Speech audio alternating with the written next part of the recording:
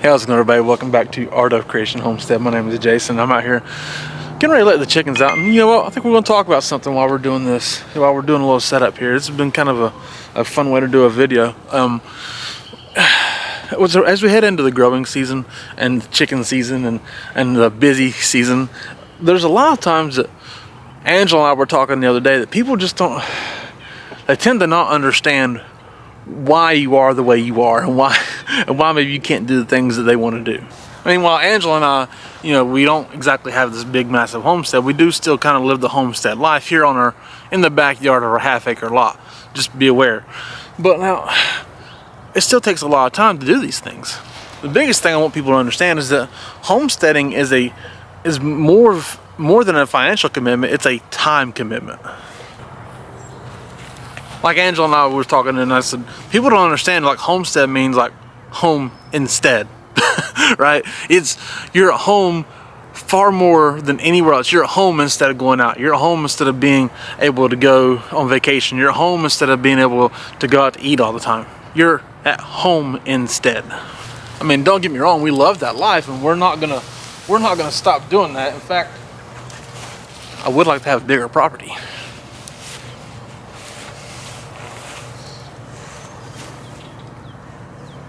But here I am as the sun is setting, and I'm working on getting some chickens out in the yard so they can have some grass to produce really nice eggs. First of all, I love doing that.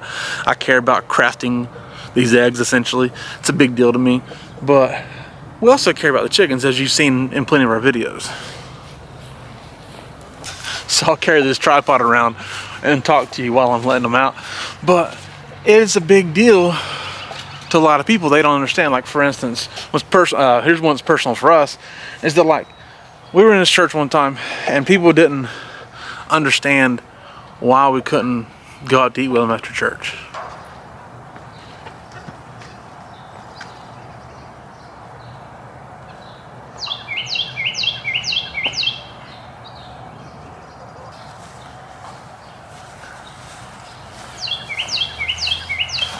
I mean, I get it.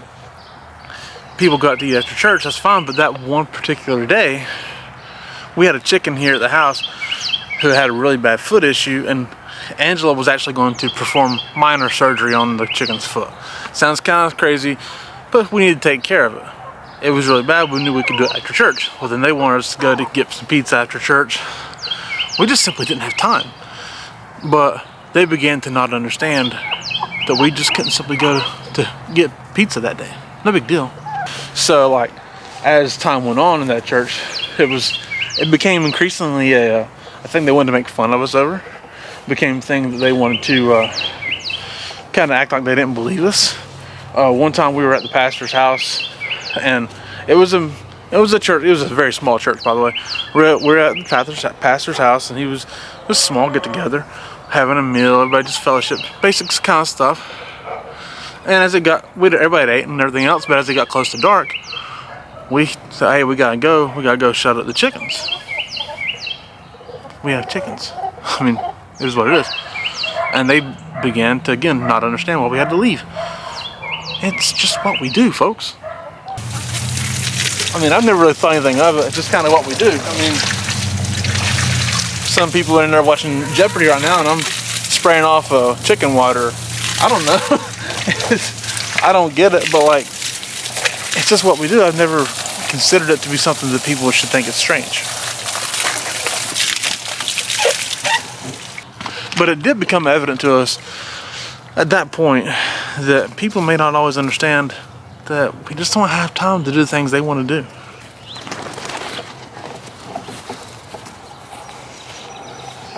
I guess really it's one of those things that, I guess when you start to maybe decide to homestead, grow more food, raise chickens, have animals, whatever it may be, you just got to understand that people may not always understand. It's just the way it's going to be. Some people call it a lonely life. I don't necessarily call it lonely, but I mean, I get why people would. You can't be a socialite. Okay.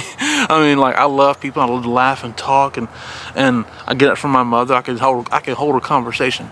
I mean, you see how long I can belabor out these videos just by talking randomly about stuff. I can do that for hours, especially about chickens. But it's one of those things that, like, you know, just what do you value? I guess maybe, I don't know, but it's just, you just realize that people don't always understand. Like, people don't understand why we started selling our eggs a couple years ago, because the feed costs 40 bucks a bag. We're going to try to sell some eggs just to cover the cost. We're not making money on them, folks. Like, so organic backyard eggs, get on grass, I'm charging $5 a dozen. Okay, that's very fair. You go to the store and look to buy organic eggs, organic free range eggs of that, or pastured eggs. They're going to be $8 to $9 a dozen, just being honest. And okay, these are $5, and they're better. I mean, they're far better than you can get in the store. And some people are like, $5? Whoa, they made a big deal of it. And I said, well, you can go out there in the wintertime and you can let them out and shut them up, walk through the snow, walk through the rain, change water out when it's minus 10 degrees, take care of their combs when it's minus 10 degrees. You can do all this stuff. And then you can buy the feed, you can feed them and water them, and you can do all this stuff and take care of them when there's an injury and whatnot.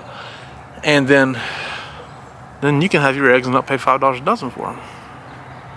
They didn't understand that, hey, the value is not, I'm not making money here. I'm just covering costs of some feed, and they didn't get it. Along the same lines about people not understanding about, one time we had to miss church. It was unfortunate. We like going to church. We had to miss church because we came out here to check on the chickens before we left, and one of them had a bloody comb. A lot of blood. And if you don't understand why that's an issue, then I'll explain to you.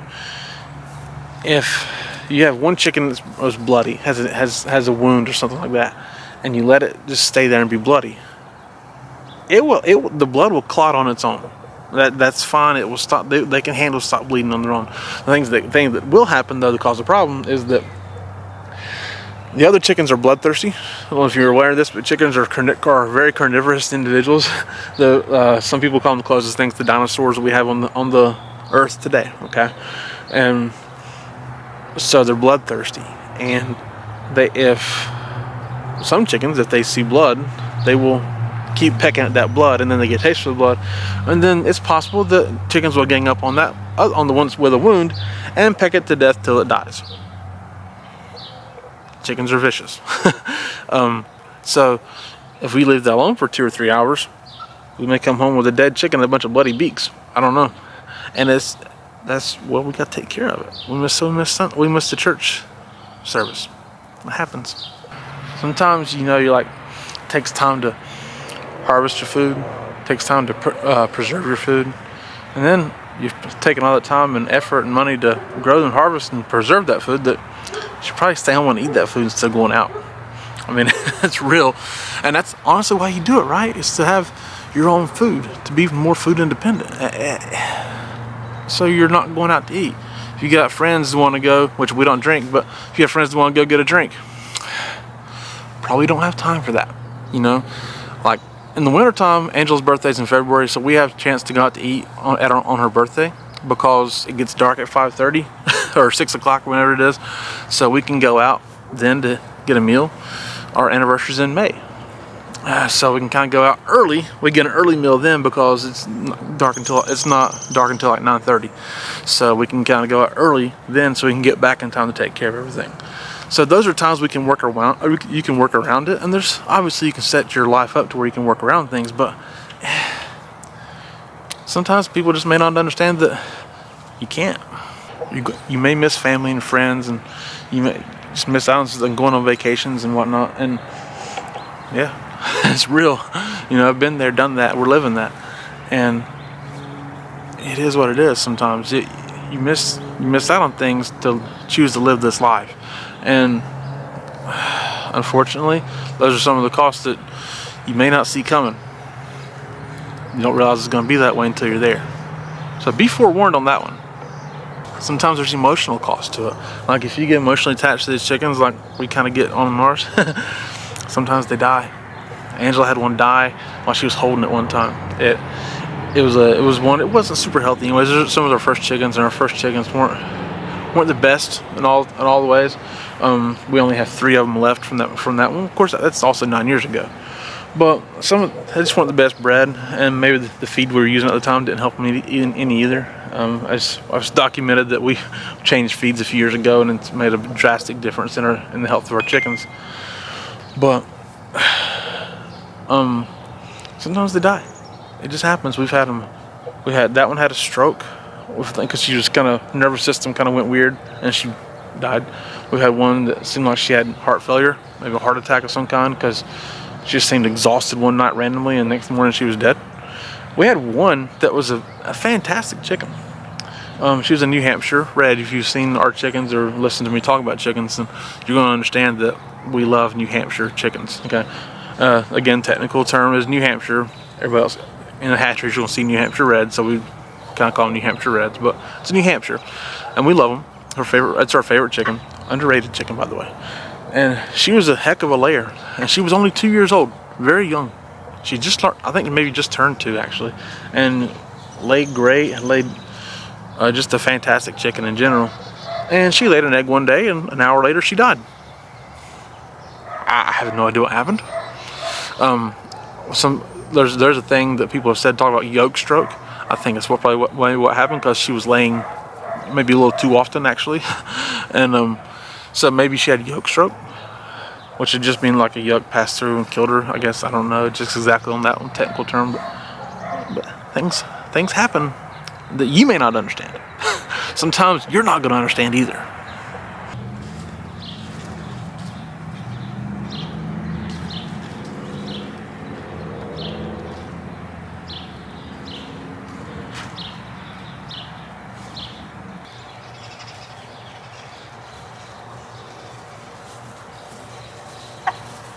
So to sum this up, it does take time. It takes time to homestead of any kind, whether it's on a backyard of ½ acre, or whether you have 3 or 4 acres, or you got 30 or 40 acres. It's going to take some time, and you're not always going to be able to do the things you want to do. So you better want to do this if you're going to do it, or set it up to where you can, because it's an awful lot of investment in this to just let it go to waste, right? So you got to love it to get started on doing it. And you may not get it, and people certainly ain't gonna understand it. They might make fun of you. They might. We've had it happen. And it's okay. I just laugh, because I'm okay with it. I'm okay with being different. You know, I'm okay, especially here in residential areas. It's not necessarily suburbs, but it's, people want to act like it sometimes. So it's residential areas for sure. And it is what it is. You love it, you do it, you work hard at it. And oh, by the way, your yard and your garage and your flower beds, they may not be perfect either, because mine aren't by no means, but it's gonna be okay, because you got really good food. And if something happens, we still got really good food. Just the way it is, right? So thank you guys so much for watching. We do appreciate it. My name is Jason. This is Art of Creation Homestead. We love y'all. God bless you and goodbye.